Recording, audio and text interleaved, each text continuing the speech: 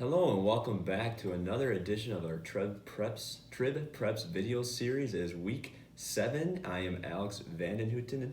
To my left here is Todd Sommerfeldt, sports editor here at the Lacrosse Tribune, and we are already here in week 7. Todd, I know we say this every week it seems like, but I mean it's week 7. I mean there's 3 weeks left for goodness sake, regular season. Yeah, I mean people on the news side were like, "Wow, that goes fast." Like, yep, you don't need to remind us. Yep, exactly. It does.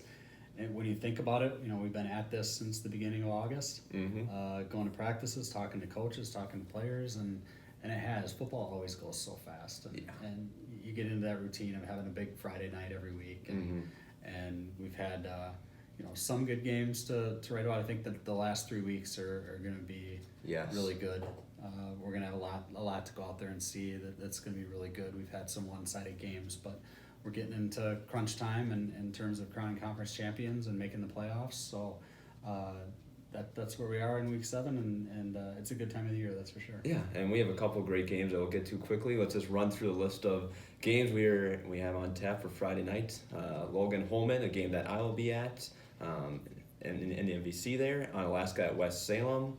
Central at Sparta, which is probably looking like the game, easily the game of Friday night there. Yes. Tal be at, so we'll definitely be diving into that one more. Aquinas at Mineral Point, a big game for Aquinas, and Mineral Point is very good, undefeated, and Aquinas has won 5 in a row, so it'll be interesting to see that one. We'll touch on that one as well. Cuba City at Onalaska Luther, and over in Scenic Bluffs we have New Lisbon at Cashton, Royal at Brookwood. South Central, Watoma at GET. Watoma had just lost to Black River Falls last week, so GET gets another, looks like a winnable game there. Yes, absolutely. As well. And SWC, Prairie du Chien at Verwoka, Richland Center at Westby, Arcadia at River Valley, and in the Dairyland, Whitehall at Blair Taylor, Melrose Madero at Cochrane Fountain City. In the Southeast District, Caledonia at Dover Iota, and DeSoto in the Ridge and Valley will look to avenge last week's overtime loss to Zika Steuben as they take on North Crawford. They'll be ready for that one, I guarantee. Yeah, I'm very confident they will be, especially the 14-13 loss, the way they lost last week. Yes. Very tough one. And non-conference, kind of interesting. Riverdale's at Bangor, and then Toma at DC Everest. So, Todd, I think we have to start Central Sparta because, absolutely. Those are two of the games that feature, or the game that's featuring 2 of the best athletes in this area that we've had in this area for a long time here. Johnny Davis and Cole Wisniewski, it's going to be a lot of fun to watch those two go back and forth because part of it's because they're the same kind of player. And I talked to Adam Dow and Tony Service about that. And when you think about it, if you're anyone who plays for Sparta and you're seeing Cole in practice every day, it's not going to be that different to see Johnny on the field. If you're playing for Central, you see Johnny every day. Seeing Cole isn't going to be that different on the field. But now all of a sudden you have to stop him. Yeah. And the pressure's going to get turned up on both of these defenses, just with those 2 guys on the field playing quarterback. I think they're pretty similar teams, and they're similar quarterbacks to an extent. I think I think Johnny can throw a better ball, certainly downfield, than Cole. But I think Cole's right there with him as a runner, especially maybe between the tackles, the times that they do that. Johnny, if he gets outside, he can be gone in the blink of an eye, as we've seen. We saw it 4 times last week against Logan. But Wisniewski can do the same thing. So I think if he can get to the outside, he can create some problems. I think if you look at it, I think there are more ways for Sparta to create problems for Central than maybe the other way around. Okay. And by that, I mean special teams, defense, opportunistic defense. Yeah. They have 4 or 5 defensive touchdowns this year. They've run kickoffs back. Wisniewski ran a punt back. He ran an interception, one-handed interception back last week. Yeah, that's right. That both coaches marveled at when I brought that one up. But I just think if you look at what Sparta brings to the table, it just has the potential to create more problems in this game. Yeah, I think that's the biggest. Because Sparta feels like is a very well-rounded team overall. Well, I think Central's there too. I like I said, I don't see much difference between these 2. And now watch, this will be a one-sided game and I'll blow that out of the water. But I really don't. I certainly think there's more to Central than Johnny, although they're really going to lean on him for a lot. But I just think, like I said, factoring in that special teams and defense, I think there's potential there for some big plays, and a big play here or there could really turn this game. We just happen to have a number of guys on the field that can do it. Yeah, and Todd, you're going to have to, whenever you see Central or Sparta play, you always have to make sure you have your video camera going. Yes. Because it could be an 85-yard touchdown, like you said, just like that. Oh, I missed 2 of Johnny's last week just because I was, wait, do I need to get this out? No, and then there he goes. Yeah. Got a couple of them that were pretty impressive, I thought, the runs that he made. But yes, it'll have to be videoing the whole thing, and that'll make the job interesting that night. Yeah, it certainly will. Especially since it's supposed to be a little colder too, a little bit. Yeah. So it's but I know, Ty, you don't really like doing predictions and stuff like that. But you mentioned you feel like it's gonna be a really close game, and I do. It's hard for me to imagine this being a one-sided game. Yeah. And maybe in that regard, you have to give maybe you have to give a little edge to Sparta for playing at home. They played a tough game with Alaska at home and lost that one. Maybe they can turn the table this time, but it's just hard with Johnny Davis on the field to go against Central. And they've got the carrot also at the end of the stick for these teams is the winner is still part of the championship picture. The loser is going to have a really tough time with 2 losses. They both have 1 loss right now. Holmen and Alaska both undefeated. So the winner of this game still has a shot. So they have a lot to play for, and I think we're going to see 2 teams that are definitely ready to take the field on Friday. Yeah, it's going to be, like I said, it's going to be the game that we're probably most excited about Friday night. Another one we're going to be looking forward to is, Aquinas, Mineral Point. Let's go there right now. And Aquinas, like we mentioned every week, is really kind of surprised a lot of people in the area. Now they've won 5 in a row here, but the Darlington one was big. Yeah, it was. It really was. Getting the playoffs for the first time since 2012, notching that out. And because we talked about that, they had this difficult 3-week stretch, and now they're in the middle of it right now.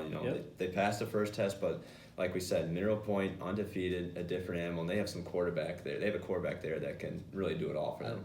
Lindsay's thrown for what was it, 87%? Yeah, it didn't include the stats that I saw. Didn't include their last game, but they won 35-0. So I assume he did some good things there. But over 1,000 yards.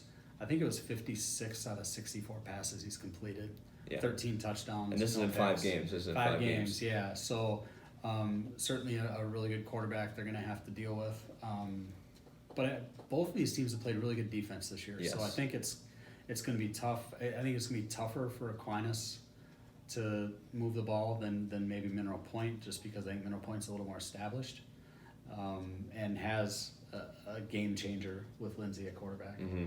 So I think this is going to be a tougher game than Aquinas had last week. I think they should get a lot of credit for beating Darlington, which is a really good program. Mineral Point, Lancaster, as we said last week, are going to be kind of different animals. Mm-hmm. And this could be an eye-opener for Aquinas. And we'll see. I think, you have Wetzel's been able to make some big plays with his throws. They're going to have some of those. Mm-hmm. I don't think they're going to be able to just grind it out, with Cambio and Lee. Those guys can run the ball, but I don't think they're going to be able to sustain big drives without getting, a big pass play here or there. Yeah, you mentioned it, Todd. It feels like this is the game. Wetzel has done it throughout the year, though. Yes. Like last week, what do you have? Last week, 6 completions, over 200 yards. So they've been hitting the big plays. 1 interception. Yeah, they've been hitting the big plays, and he's stepped up. Especially since he's coming off a knee injury he got last year. Yep. He's been very impressive what he's been able to do. But like we said, this is a totally different animal that they're about to face right now, and it's going to be a good measuring stick for Aquinas. This year they've already kind of blown away their expectations for this year a little bit. They kind of we talked about it, kind of been building up for this season. Yep. And now this is kind of like that game where it's like if they can be good here, maybe try and pull on or lose close. That's got to be. Always talk about a moral victory. In a loss, but you don't like saying that, but it feels like that could be a situation for Aquinas right now. We said the same thing. Last week was the same situation. Now this is Darlington. What can they do against Darlington? Mm-hmm. They went out and won the game. Yeah. And control. They shut them out. Mm-hmm. That's a big deal for this defense to go out and do. I certainly don't see that happening again. No. Yeah. With Mineral Point, but I think they probably have some confidence in what they've done to this point. Getting here with 1 loss, they're in the playoffs. Mm-hmm. So I think they're believing in themselves, which Coach Tom Lee said is such an important aspect of things. And I think they're going there to win this game. If they don't, it's not the end of the world. Mm-hmm. They get to regroup and play another really good team next week. And all this is going to do is get them more ready for that first week of the playoffs and at least give them something to draw from to get some motivation in the playoffs, whether it's first round, second round, wherever they happen to go. So I think they're to the point now, these next 2 weeks, where there's nothing to lose. But games. They're playing with house money, it feels like. If they lose these 2 games, it's not a big deal. You got a chance to build momentum in week 9, and you're putting these kids are going through situations that they haven't been in before. Yes. So they're getting that experience. So I think the outcome of course you want to win the game. Yeah. You want to win. You want to beat Mineral Point and open more eyes, and then beat Lancaster and have the whole state looking at you. Which is what would happen if they can win even one of these games. I think they'll have a shot at the conference title too. That'd be incredible. But I also think that if you go there and can do some of the things you want to do and just happening to get beat by a better team, if that's the case, I don't think that's a bad thing if you're Aquinas. Yeah. So I think it's a no-lose situation. I think they can go there and see what they can do against a team of this caliber and have something new to build toward next week. And of course, another team that's been well in the playoffs is Holmen for another year. You know, they host Logan this week. That's the game I'll be at. You know, we've talked about Logan. You know, they have shown these flashes at times to stay with these teams, but Holmen is kind of like a similar situation. They're a different animal right now, and they're playing extremely well. They showed no mercy against Stevens Point last week, which I know Stevens Point is not a great team at all, but Holmen still went out there and pummeled them into the ground, absolutely into the earth. And it'll be interesting to see how Holmen comes out because they have a big couple games the next 2 weeks. You know, they play Sparta and they play Alaska to wrap up the season. So I don't think they're going to be peeking ahead because just knowing Kowalski and his teams, he always has them ready. So I think you can throw that out the window, and it's going to be interesting to see how much, I think, rushing yards, you know, Jaden Abraham and company can really, and Brett Holden, those guys can really put up here. Holden's got 11 touchdowns the last 3 weeks. Yeah, he's 4 last week and 4 the week before. So he's in his groove, and I think that'll continue against Logan. We talked a lot at the beginning of the season about Logan hanging with good teams. The last 2 weeks have been tough, and they haven't really been able to get anything going. So we'll see what happens in this game. I have a feeling that Holmen will be able to do something early and build some momentum off that, just because they have so many weapons with the running game. Cam Weber, you mentioned Holden, Abraham. There's a lot of guys that can make plays there. So and it's homecoming. Yeah, so they're going to be psyched for the homecoming. Right. At Holmen. They don't want to lose that game. And I just think we see 2 teams right now that are kind of going different directions. Yeah, big time. And I think Holmen's really building toward 2 big last weeks of the season. So we'll see how those 2 weeks go. But I think we'll see another typical Holmen game out of this one and see a lot of guys have a hand in it. And, you know, and another game where 2 teams are going the opposite directions is Onalaska, West Salem. Yeah. You know, we haven't West Salem, you know, we talked in great lengths. They have not seen a season like this in a while, and Onalaska right now is firing on all cylinders right now. Yes, and Larson had 300 yards last week, 5 touchdown with passes with the flu. Yeah. 102 temperature, I heard that day. Also ran for a touchdown. Yeah, so 6 total touchdowns with the flu. So. Yeah, so I don't know. We'll see how much. Maybe he won't play a ton in this game. I don't know. I just think Onalaska's playing too well right now for West Salem to be able to kind of turn its ship around in this one. So the sad thing about that is Onalaska West Salem games traditionally have been so good. Yeah. For a long time, coming down to, you know, the touchdown difference one way or the other, one late in the game, and you know, just really, really good games. Like before West Salem was in the MVC, they had a lot of really good non-conference games. West Salem's just not in position for that this year, and Onalaska's up at a higher level right now. Yeah, it's crazy, you know, because I think like 2-3 years ago, I remember doing a story about one of the last games of the season, Onalaska versus West Salem. The winner of that was going to be. West Salem is pushed until this year. That's I don't think anybody who's just looking at what West Salem's doing now, having a winless season. I mean, they've been at the top of the MVC. They've been fighting for it since they got put in there. So this is just a season that they're not used to having, and they've gone down to the wire with Onalaska before. The closer games were the non-conference games. Onalaska's kind of handled them in the conference. They beat them 4 years in a row. West Salem beat them the first year, and not many teams. I'd have to go check. I know Anna has a winning record against West Salem. I don't know if Holmen does, but they might be the only ones. I mean, West Salem probably has a winning record against everybody else. Yeah. So they've had a lot of success. Just doesn't happen to be one of the years where they're enjoying it. Yeah, it's too bad. It's too bad. Well, as we look around the rest of week 7, Todd, any game that really kind of jumps out at you that you're kind of excited about that we haven't talked about? It's Caledonia going for 60. Yeah, they're going for 60. Going for 60 against Dover, which we said that's who Lord's beat. That was Lord's one victory. Okay. Yes, I think it was like 13-6. And Caledonia handled Lord's last week, playing up and played well. So I think that's what a lot of people are gonna kind of keep tabs on that game and see how it's going. I think Bangor, obviously with the way it's playing, shouldn't have a tough time with Riverdale. I don't think. Yeah, coming over from the Ridge Valley. So aside from that, I mean, Blair Taylor's still playing very well. Keep an eye on what the Wildcats can do the rest of the season after beating Melrose. And Blair Taylor, they played Mineral Point week 1, right? Was that what they played? Or Auburndale? I'm thinking Auburndale. That's what I'm thinking. Auburndale. Yes. Auburndale week 2, and that was the that was their only loss. Yeah, their only loss. So they've been playing very well. So keep an eye on them trying to win that Dairyland for the first time in a little while. And you mentioned GET. What's Holmen too? I mean, GET just keeps winning and winning, and I mean winning big.